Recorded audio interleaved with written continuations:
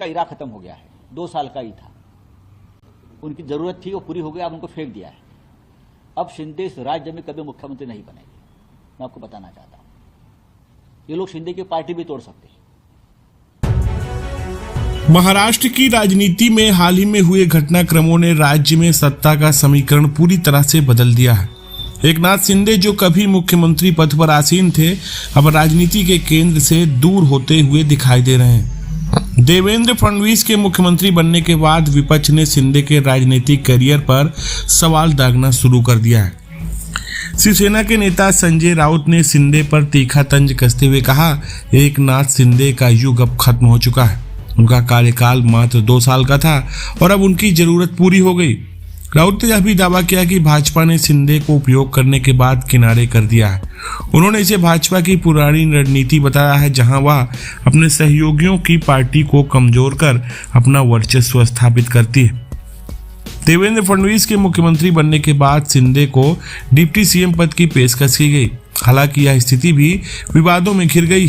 बताया जा रहा है कि शिंदे ने इस पद के साथ गृह मंत्रालय की मांग की थी, लेकिन भाजपा ने इसे अपने पास रखने का फैसला किया। इस असहमति के चलते शिंदे के नाराज होने की खबरें भी सामने आईं। राजनीतिक विश्लेषकों का मानना है कि महाराष्ट्र में भाजपा और महायुति के अंदरूनी समीकरण पूरी तरह से ठीक नहीं।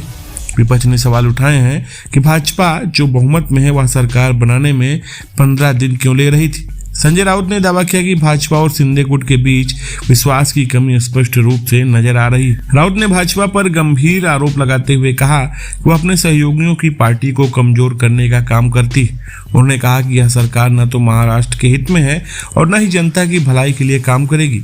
इसके साथ ही उन्होंने यह भी कहा कि राज्य में भाजपा के नेतृत्व वाली सरकार के खिलाफ जनता का असंतोष गांव-गांव में दिखने लगा है।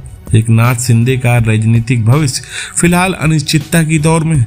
अगर शिंदे भाजपा के साथ अपनी शर्तों पर समझौता नहीं कर पाते तो उनके करियर का खतरा मंडरा सकता है। वहीं फडणवीस के नेतृत्व में भाजपा ने अपनी स्थिति मजबूर कर ली, लेकिन इसे महायुति की स्थिरता पर अब भी सवाल खड़े हो रहे हैं। महाराष्ट्र की राजनीति इस समय तीव्र उथल पुथल के दौर से गुजर रही है। एकनाथ शिंदे जो कभी भाजपा के लिए राजनीतिक सहयोगी थे, अब किनारे कर दिए गए। विपक्ष इस स्थिति का लाभ उठाने में जुटा है। आने वाले दिनों में यह देखना दिलचस्प होगा कि शिंदे और भाजपा के बीच यह शक्ति संघर्ष किस ओर जाता है और क्या महाराष्ट्र की जनता को कोई इसका फायदा मिलेगा। फिलहाल इस पर आप क्या सोचते हैं, आप अपनी राय कमेंट में साझा करें।